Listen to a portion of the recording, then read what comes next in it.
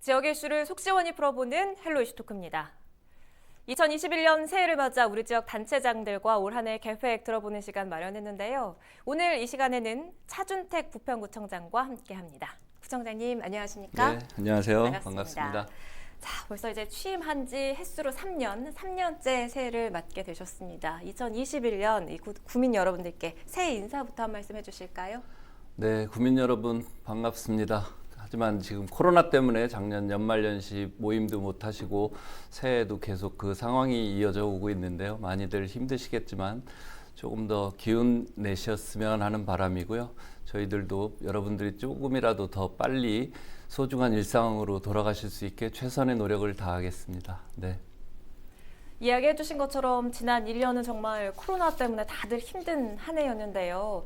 부평구에서는 제3보급단 이전 확정, 또 미군기지 개방 등 정말 뜻깊은 성과들이 많았습니다. 구청장으로서 가장 기억에 남는 성과 꼽아 주실까요?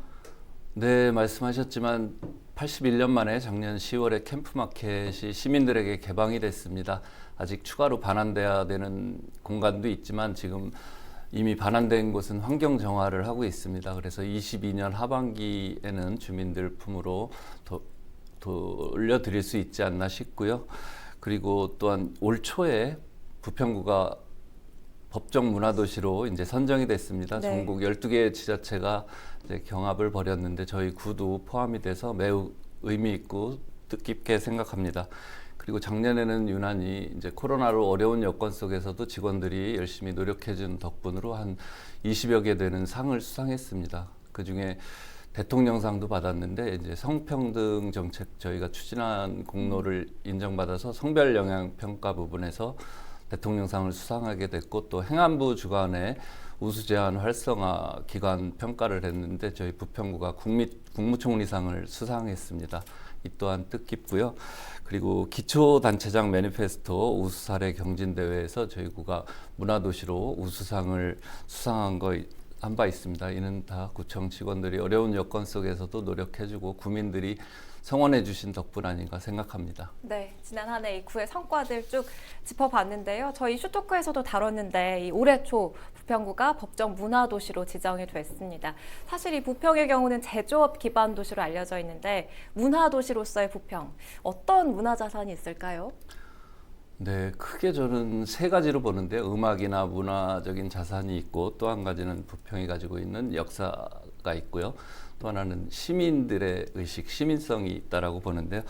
먼저 음악이나 문화적인 측면에서는 부평은 예로부터 이제 농경 사회였기 때문에 이 두레 농악하고 풍물 이런 게 계속 이어져 오고 있습니다. 그래서 두레 놀이 같은 경우는 이제 인천시 무형문화재로 지정이 돼서 지금 보존되고 있고요.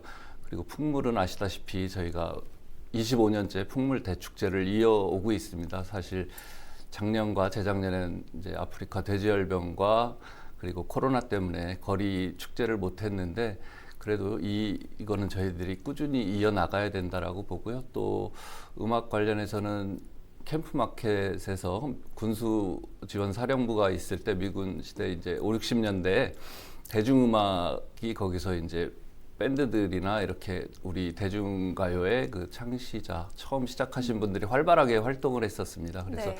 그런 점도 있고 또 공단 지역 중심으로는 민중가요가 이제 발달을 했고요. 이런 자산이 있고 역사적으로는 이제 말씀드린 캠프마켓에는 일제시대에 이제 조병창 기지가 있고 지하호도 있고 같은 공간에 또 미군이 주둔하게 되면서 군수지원사령부 에스컴시티가 이제 부평에 자리 잡게 됐는데요. 두 근현대사를 거치는 두 문화가 공존하고 있는 역사적으로 의미가 있는 장소라고 생각합니다. 그리고 마지막으로 이제 시민성 말씀드렸는데 이거는 부평이 이제 굴곡을 겪으면서도 시민들이 주체적으로 어떤 운동에 참여하고 캠프마켓도 이제 시민품으로 돌려달라라는 운동을 주민들 다 하나가 돼서 90년대부터 이렇게 함께한 그 성과가 이제 결실을 맺지 않았나 생각을 합니다. 네. 이런 자산을 가지고 저희들이 좀 자랑스럽게 생각하고 있습니다. 자, 문화도시 부평, 또 음악도시 부평으로서의 앞으로의 미래가 좀 기대가 되는데 향후 5년간 정부로부터 이제 200억 원을 지원받아서 문화 생태계를 구축해 나가게 됩니다. 구체적으로 어떤 사업들이 추진되는지도 좀 알려주시죠. 네, 기본적으로는 이제 문화도시를 할 때 저희 뭐 구나 문화도시 추진단 문화재단에 있는 여기서 주도를 하는 거는 아니고요. 이제 문화둘의 시민회를 결성해서 주민들, 지역의 문화예술인들 그리고 구청 그 추진단에서 같이 이렇게 협의체를 구성하게 됩니다. 그러면 그 안에서 사업 계획도 하고 구상도 하고 이제 어떤 사업 구체적으로 할지 결정도 하는 겁니다. 그래서 그게 가장 의미 있다라고 보고요. 네. 지금 굴포천 이제 복원 사업도 하고 있는데 그 굴포천에 이제 예술촌으로 만들어서 뭐 이런 전시라든가 공연 이런 것들을 그 인근에서 주민들이 거닐면서 좀 향유할 수 있게 하려고 하고 그리고 5, 60년대, 70년대까지 있는 그 음악들을 리메이크해서 그 음악 라이브러리를 캠프마켓에 좀 이렇게 꾸려 나가려고 계획하고 있고요. 그리고 네. 지역 음악인들이나 문화예술인들이 이제 지원을 받을 수 있는 기회가 아무래도 늘어날 겁니다. 같이 또 참여하고 그래서 이제 시민 참여가 주가 되고 시민들이 어떻게 보면 참여자도 되면서 창작자도 될 수 있는 그렇게 양쪽으로 단지 예전엔 공연을 이제 보러 가는 뭐 이런 주체였다라면 지금은 거기 함께 어우러져서 만들어 나가는 주체도 될 수 있다. 이런 점에서 좀 의미가 있다라고 봅니다. 말씀해 주신 것처럼 주민과 함께 만들어 나가는 변화, 또 주민이 주체적으로 만들어 나가는 변화가 더 의미 있게 다가오는데요. 5년 후를 좀 미리 그려본다면 어떤 그림을 좀 생각해 볼 수가 있을지, 국민들이 생각할 수 있는, 체감할 수 있는 변화는 어떤 것들이 있을까요? 네, 이 문화도시 사업이 이제 5년 동안 국비 포함해서 최대 이제 한 190억 정도 사업 예산이 투입됩니다. 네. 근데 하드웨어적인 건 아니고 소프트웨어적인 거기 때문에 예산 규모가 작지는 않습니다. 5년 동안 저희가 착실히 사업을 수행하겠지만 이제 완성형은 아니고 그 이후에도 지속 가능하게 저희들이 문화도시를 계속 구현해 나갈 생각이고요.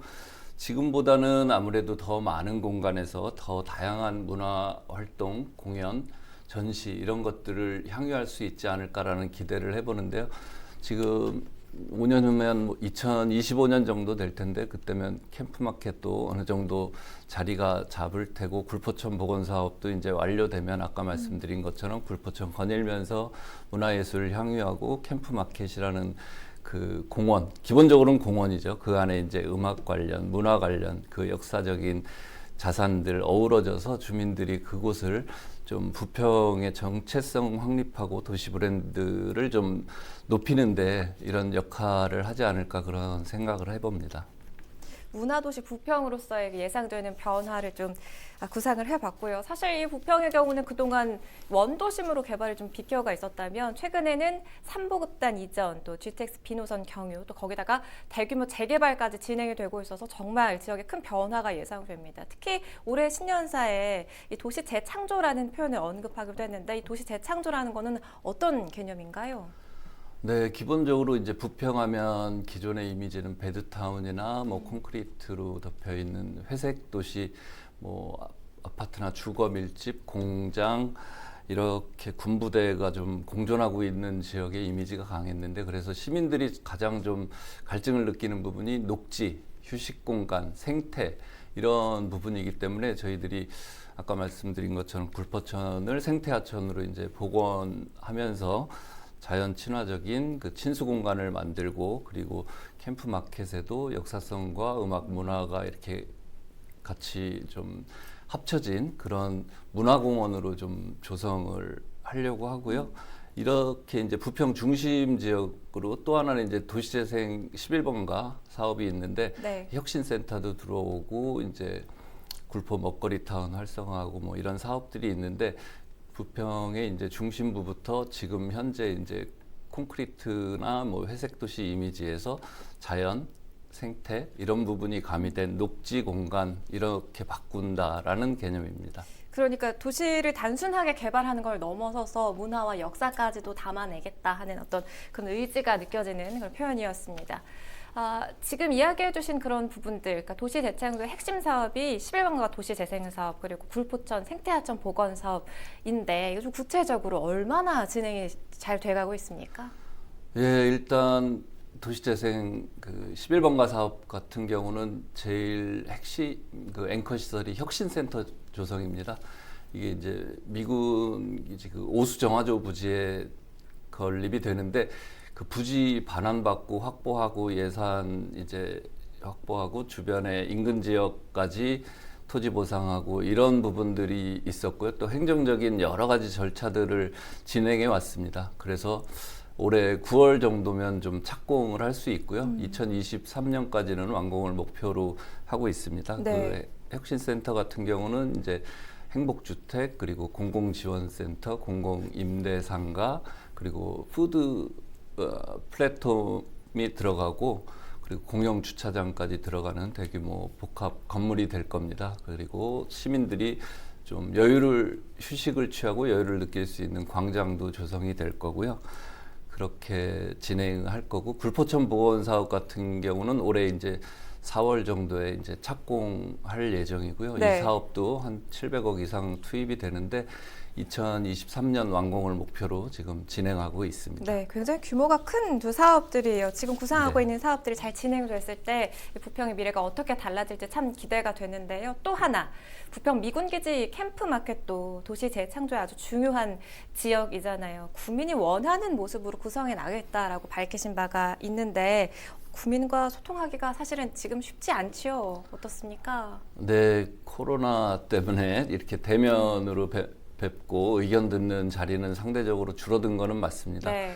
그래서 저희가 지금 캠프마켓 남쪽에 있는 야구장 부지에 이제 인포센터 시에서 이거를 만들 예정입니다. 그럼 그건 홍보관 역할도 하고 주민들한테 개방해서 주민들이 이제 의견도 낼 수 있는 그런 공간으로 올 상반기에 이제 운영할 예정이고요.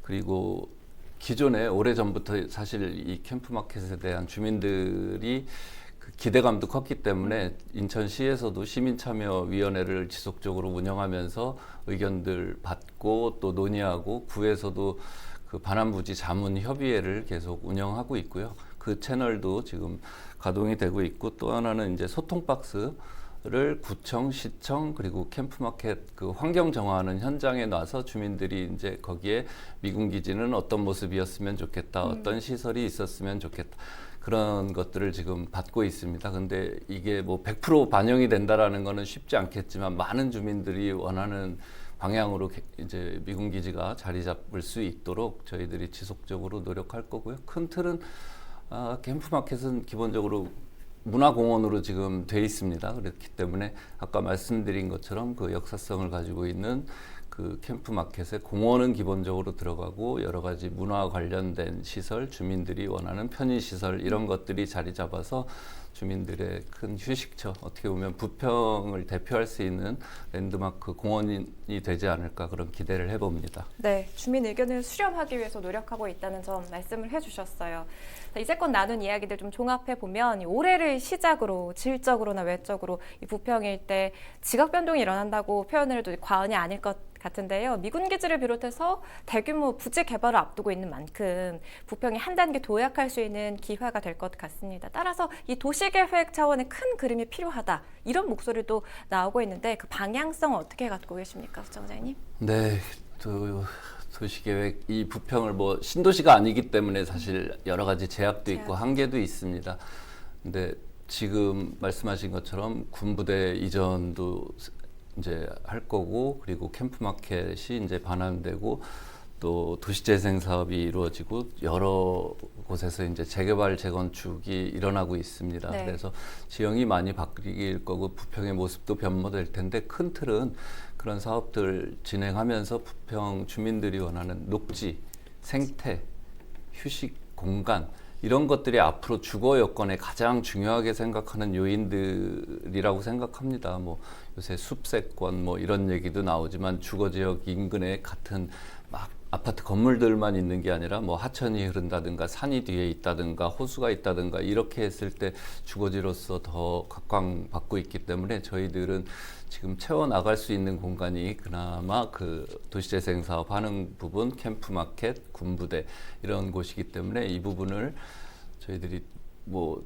건물만 짓는 개발을 하려고 원하는 분들은 아마 없을 거고요. 그분의 네. 최대한 녹지 공간이라든가 생태가 어우러지는 이런 환경들을 조성하려고 하고 있습니다. 또한 부평이 이제 교통의 요지라고 불리는데 부평 같은 경우 지금 예정돼 있는 게 GTX B 노선이 이제 부평역을 경유하게 될 거고요. 네. 또 시에서 지금 계획하고 있는 게 우리 부평에서 연안부두까지 트램 일부는 이제 지금 군용철로로 쓰고 있는 부분을 이제 뜯어내지 않고 그걸 활용해서 트램을 이제 깔겠다라는 계획을 가지고 있습니다. 근데 이 사업들은 사실은 단기간에 이렇게 가시적으로 볼 수는 없는 거고요. 그래서 좀 시간은 소요되겠지만 큰 방향은 그렇게 잡고 있습니다. 큰 틀의 방향은 녹지를 확보하고 또 생태 공간을 마련하는 방향으로 접근을 해보겠다는 계획 들어봤습니다. 자, 그리고 이 작년에 이어서 올해도 이 코로나19 얘기를 빼놓을 수가 없습니다. 이제 한 고비는 넘겼다고 할 수 있겠지만 여전히 안심할 수 없는데요. 작년 한 해, 그러니까 2020년 코로나 대응체계 한번 짚어볼까요? 네, 작년에 부평에서 2월 22일 날 이제 첫 확진 환자 나오고 지금까지 총 850여 명 정도 확진 환자가 이제 발생을 했습니다. 지금 현재는 한 806명이 퇴원을 한 상태고요. 나머지 부분들이 이제 치료받고 있고 지속적으로 확진 환자는 발생하고 저희들이 대응하는데 중요한 거는 이제 이 선제적인 대응 검사를 좀 확대할수록 이 좀 확산을 방지하는 데 도움이 된다라는 걸 1년 동안 저희들이 이거를 대응하면서 좀 경험을 했습니다. 네. 그래서 선제적으로 요양시설 같은 경우는 주 1회, 2회 지금 현재는 이제 2회까지도 미리 검사를 하고 있고요. 그리고 확진 환자가 생겼을 때는 접촉자들을 빨리 파악하고 차단하는 이 N차 감염 차단하는 게 중요하기 때문에 가족이나 접촉자 검사 빨리 해서 대응하고 있고 그리고 이제 취약시설, 요양시설이나 많이 환자가 발생했던 시설들 그리고 여러 명이 있는 종교시설 그리고 학교 이런 시설들에 대해서는 저희들이 전수조사를 이제 하는 경우가 많이 있습니다. 접촉자뿐만 아니라 그 연관된 분들까지도 미리 검사해서 사전에 확진자를 좀 찾아내고 좀 차단하려고 노력하고 있습니다. 이게 시간이 지금 1년 되다 보니까 지금 24시간 비상근무한 게 지금 1년이 넘어가고 있거든요. 피로도도 그래서 굉장히 높을 것 같아요. 직원들도 그렇고 보건소나 안전총괄과 각 부서가 지금 자기 업무만 하면서 못 지냈습니다. 1년 동안 그 업무 플러스 코로나 관련된 업무, 자가격리자들 관리도 해야 되고 네. 각종 시설들 점검도 해야 되고 하기 때문에 많이들 힘든데 조금만 더 힘내서 빨리 극복해 나갔으면 합니다. 이 선제적인 검사의 중요성도 지금 얘기를 해주셨는데 사실 부평구의 경우는 관리가 좀 되다가 작년 하반기에 이 집단 감염 사례가 잇따라 나오기도 했습니다. 지역적인 특성 때문일까요? 대응에 좀 어려운 점이 많으셨으리라 생각이 되는데요. 네, 작년 하반기 특히 말에 이제 부평에서도 요양시설 한 2군데 그리고 종교시설 그리고 구청도 사실은 확진자가 한 13명 정도 나왔습니다.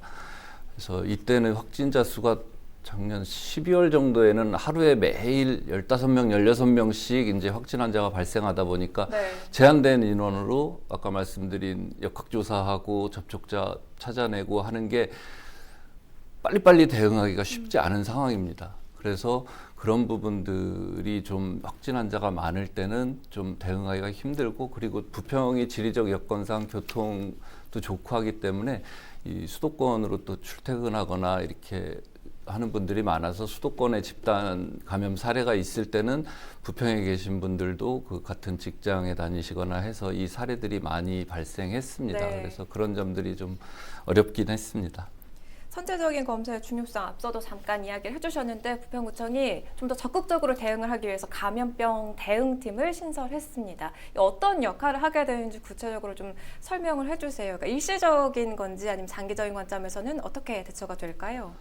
네, 아까 말씀드린 것처럼 이제 확진 환자가 많아질수록 여러 가지 가서 이제 접촉자를 찾아내려면 본인의 진술도 필요한 거지만 갔던 곳에 CCTV도 분석하고 GPS 추적까지도 하는 일도 많이 있습니다. 그러려면 인력이 한계가 있으면 여러 명 환자가 동시에 발생했을 때는 대응하는 데 한계가 있기 때문에 올해 이제 14명 인원 보강해서 감염병 대응 팀을 신설했습니다. 그러면 거기서 기본적으로 역학조사하는 인원들도 늘어났고, 그리고 환자 이송 뭐 이런 부분들이 보다 빠르게 대처할 수 있기 때문에 앞으로 확산 방지, 조기 차단하는데 조금 더 역량이 집중된다라고 생각을 하고요.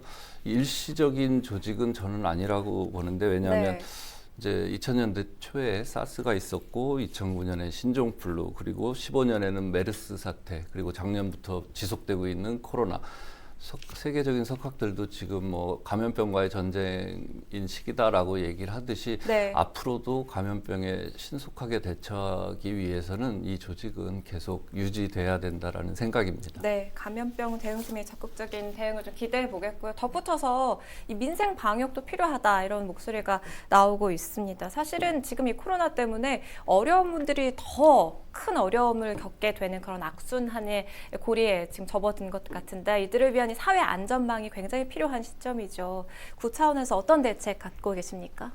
네, 말씀하신 것처럼 요즘 뉴스를 보면 사실 어려운 분들의 그 안타까운 소식이 많이 전해지는데, 이러한 부분들 저희 구에서도 참 마음 아프게 생각하고 있습니다. 그래서 생계나 복지 현장에서 위협을 느끼고 계신데, 부평구가 작년에 그래서 총 22개 동 중에 6개 동에 맞춤형 복지팀을 신설하고, 그리고 각 동에 방문 간호사를 배치해서 이제 찾아가는 복지 시스템을 구축하려고 했고, 올해 이제 추가로 13개 동에 그 맞춤형 복지팀 신설하고, 내년에 나머지 3개 동에 설치를 해서 완료를 할 겁니다. 그러면 이제 어려우신 분들, 이분들을 찾아가서 좀 맞춤형 그 돌봄을 좀 더 확대할 계획이고요. 네.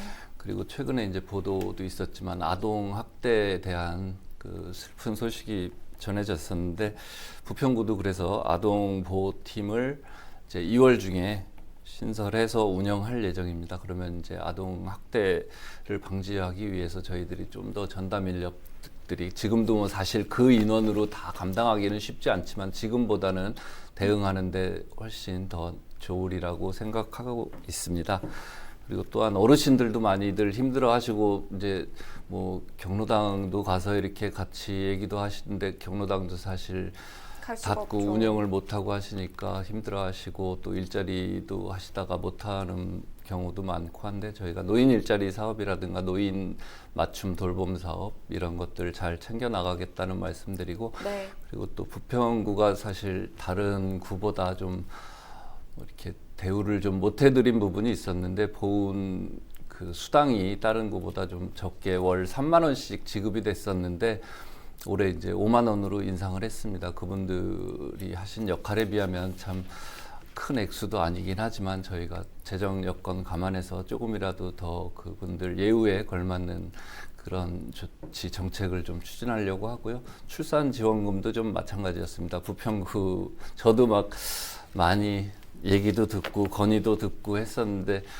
선뜻 시행하기 힘들었는데, 부평구에서는 사실은 이제 온누리 상품권으로 몇 제를 낳든 간에 10만 원씩밖에 지급을 못 해왔습니다. 네. 근데 올해는 이제 첫째 같은 경우 30만 원, 둘째야 50만 원, 셋째 이상은 이제 100만 원씩 지급을 할 계획입니다. 그래서 이런 부분들 조금이라도 국민들 힘든 여건에서 힘내시라는 그런 의미로 좀 받아주셨으면 하는 바람입니다. 네, 부평구의 맞춤형 복지 정책 쭉 설명을 해주셨어요. 근데 요즘 정말 소상공인 또 지역 상권 타격이 정말 큽니다. 이 골목 상권에 위한 정책들도 많은 분들이 기다리고 또 기대하고 계실 것 같은데, 설명해 주시죠. 어떤 것들 마련되어 있습니까? 네, 올해 이제 신규로 저희들이 소상공인 비대면 활성화 사업이라고 해서 이제 추진을 하는데, 왜냐하면 지금 가뜩이나 코로나19 때문에 이제 온라인 쇼핑이나 배달 이런 게 늘어나고 있기 때문에, 기존에 그냥 대면으로 영업하시던 분들은 많이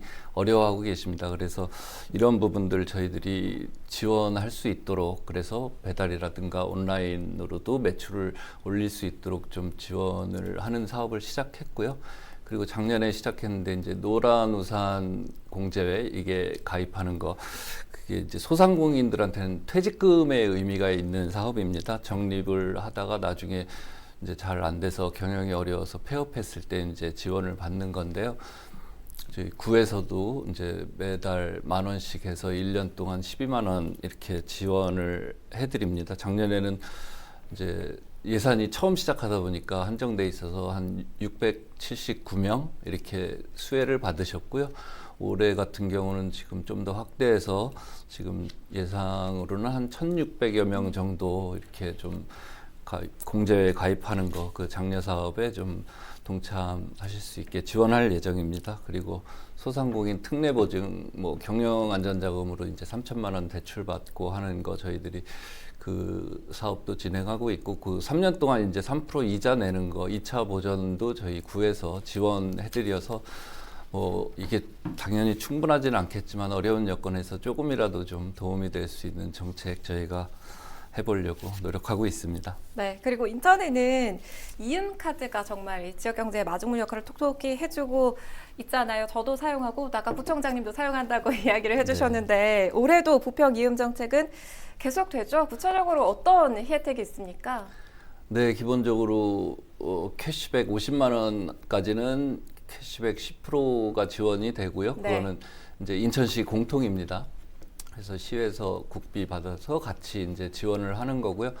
이제 부평에서는 작년부터 코로나 때문에 어려워져서 저희들이 추가 할인 유도하기 위해서 이게 소비자도 좋고 소상공인들도 서로 윈윈할 수 있게 혜택 플러스 가맹점은 추가 할인을 3%에서 7% 정도 이렇게 소비자한테 합니다.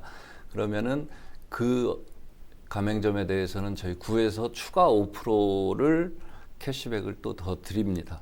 그러면 소비자 입장에서는 최대 18%에서 22%까지 혜택 플러스 가맹점에서는 할인 받으실 수 있고요. 네. 그리고 그 가맹점들 같은 경우는 매출에 상관없이 저희가 카드 수수료를 전액 지원해 드립니다.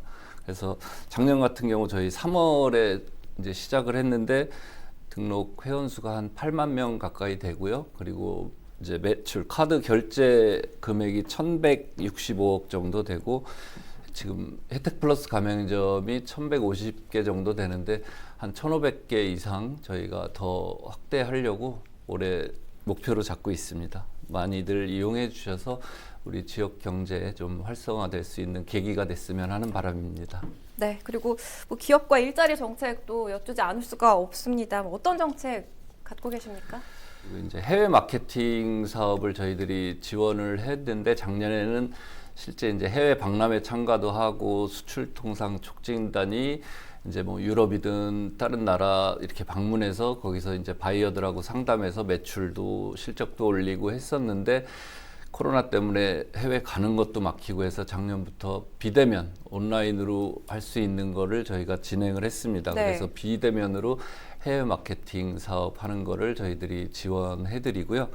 그리고 이제 스마트 공장으로 전환하는 데가 있습니다. 그게 작년부터 저희들이 지원을 시작했는데 앞으로도 그 스마트 공장 보급 확산 사업에 더욱더 노력할 거고요. 그리고 중소기업이 그 기술 개발 할 때 지원하고, 그리고 이제 인원이 많지 않은 중소기업들은 이제 해외랑 이렇게 수출 상담하고 할 때 그런 번역 같은 경우도 사실 좀 막막해야 하는 경우가 있는데 저희들이 네. 그 무료 번역 이런 것들도 도와드리고 있습니다. 네. 자, 이제 올해 백신이 접종되기 시작하면은 우리 생활도 좀 달라질 수 있지 않을까 하는 생각을 해보는데요. 지난 한 해 너무 힘들어 하셨을 우리 국민 여러분들께 2021년 희망을 줄 수 있는 말씀해 주실까요? 네, 희망. 저도 좀 희망을 가지시라는 말씀 드리고 싶은데요. 작년에는 사실 끝이 안 보였습니다. 이 코로나가 언제 끝날지도 모르겠다라는 생각이었는데 그래도 이제는 백신과 치료제 얘기가 나오고 끝이 보이지 않을까라는 기대감이 큽니다. 아직까지는 많이 힘든 상황이지만 우리 국민 여러분들 조금 더 힘내시고 이 코로나 잘 극복해서 다시 소중한 일상 되찾고 우리 경제도 활성화돼서 모든 분들이 좀 활짝 웃는 그날이 되길 바라보겠습니다. 잘 알겠습니다. 새해를 맞아서 차준택 부평구청장과 부평구의 2021년을 미리 들어봤습니다. 한 단계 도약하는 부평구를 좀 기대해 보겠습니다. 헬로이스 토크 준비한 소식은 여기까지입니다. 시청해주신 여러분 고맙습니다.